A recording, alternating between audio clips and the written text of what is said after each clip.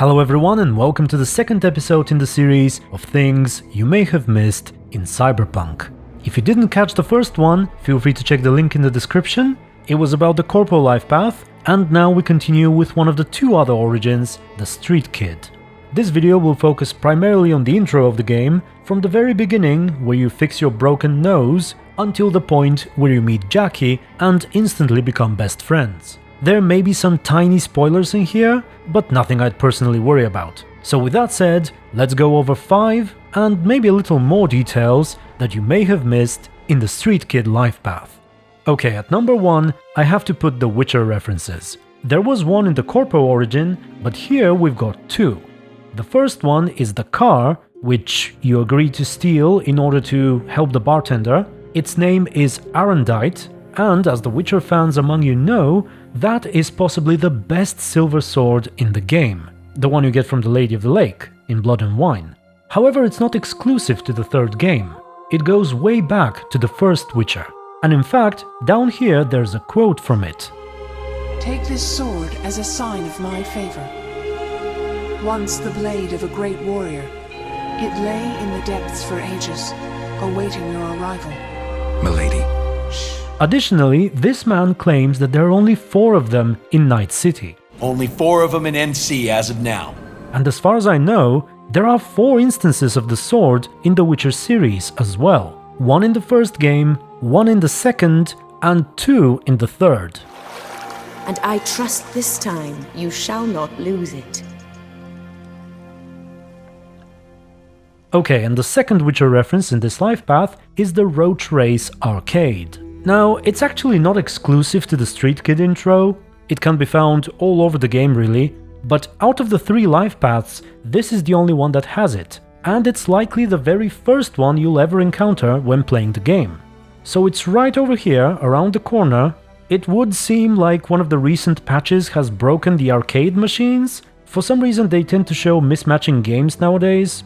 I don't think it was that way on launch, but nevertheless, a kind of remix of one of the Witcher soundtracks plays in the background.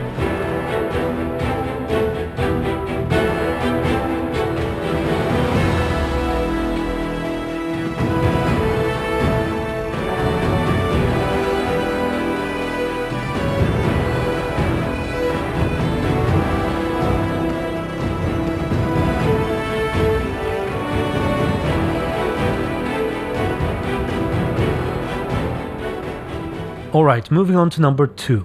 A couple of things here once again. The first one is Sofia. It's a woman, a prostitute as far as I can tell, who can be missed fairly easily if you only follow your quest tracker. No time to waste. To find her, make sure that when you leave the Coyote Bar, you don't turn right to meet Padre straight up, but you go left instead. She's not a secret joy toy, sadly, but here's what she says. Got a seg. Sorry. Slow night? Don't even start. I'm not gonna make the rent this month. I don't want to even think about my brat's school fees. We met before. Don't recognize you. I just asked for a smoke. Jesus. Choosing the other option basically gives you a shorter version of the same conversation. And the other thing I'd like to point out is this beggar. He is not hard to miss himself because he's on the way, but I do find the message over here rather funny, and it is actually one of several such beggar signs. Here are a couple more that you can find soon afterwards. The one to the left is when you wake up with Jackie right before the intro ends, and the other one is immediately afterwards when you arrive inside the building where you find Sandra Dorset. Okay, that's all I had for number 2, moving on to number 3. This one is about Padre, and more specifically the ride you take with him towards the place where you steal the car. You know how there's a guy who catches up to you and forces you to stop? There is a unique negative remark that Padre will make if you simply let him keep threatening you without responding.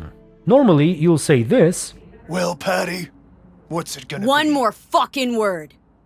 "Stay out of this. I don't know you." And I don't know you, which means you're worth shit around here and capable of even less. Well, anything else? It seems our conversation has come to a close. after which Padre gives you some admirations. I am pleased to see you have not forgotten your roots. still have the gift. So many of the little shits left around here, their spines go soft when they look down a barrel. But if you remain silent, he'll solve the issue and then tell you that you've lost your spine in Atlanta, which is where the Street Kid character had been for a couple of years, I think, prior to the intro. Well, Patty, what's it gonna be? A counter offer. Turn around now and slide your ass right back into your ride. And your mother, who lives on Pájaro, will wake up safe and sound in the morning. The Lord is ever watching, cabrón.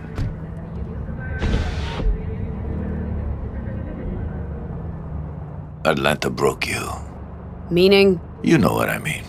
One of the very few times, actually, where I was glad I reloaded a save to see what happens if you don't say anything. Okay, we're getting closer to the end with number 4. This is the tiniest of details, and something I noticed way back when they released one of the trailers for the game. There's a scene where you jump out of Padre's car and onto a large trash container before stealing the Arendite, and for a brief moment you can spot a label on the container saying that no children or infants are allowed in trash bins. But you'll probably say that that's too insignificant, so here's something else that puzzled me and I'm not sure what to make of. You remember how Padre actually had a corpse in the trunk of his car? Well, if you take a closer look at it, it appears to have something shoved in its mouth. If you guys can guess what that is, or what it could mean, I'm all ears. Anyway, time for number 5, but don't rush to leave because I have a few more things to show you afterwards. This one is about the place where you find the car.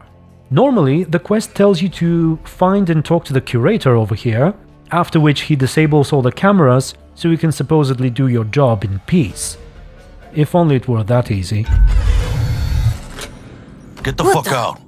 However, instead of talking to him, there is something else you can do to get a little extra XP to your tech skills. Just make sure to assign at least 5 points to your tech when creating your character. And then you will be able to go around and manually switch off all of the cameras yourself.